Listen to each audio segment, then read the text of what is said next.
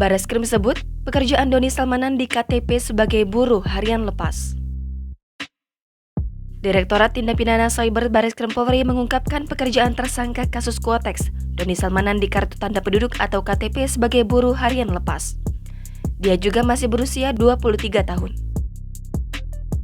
Asep menuturkan bahwa kini Doni Salmanan terjerat dalam kasus dugaan penyebaran berita bohong alias hoax dan menyesatkan yang bisa mengakibatkan kerugian masyarakat.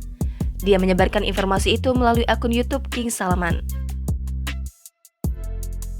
Selain itu, Asep menuturkan bahwa Doni Salmanan diduga melakukan pamer harta dengan maksud dan tujuan untuk meyakinkan masyarakat yang menonton YouTube agar ikut bergabung dan bermain trading di website Quotex.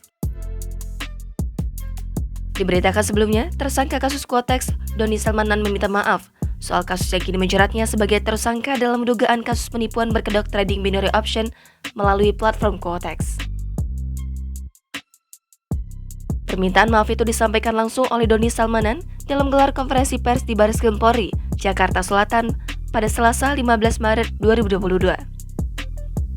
Doni menuturkan permintaan maaf itu diharapkan bisa meringankan hukuman dalam kasus dugaan penipuan berkedok trading binary option melalui platform Quotex yang kini menjeratnya.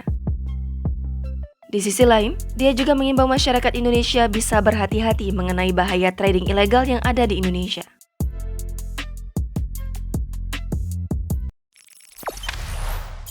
Jangan lupa subscribe, share, komen, dan like ya!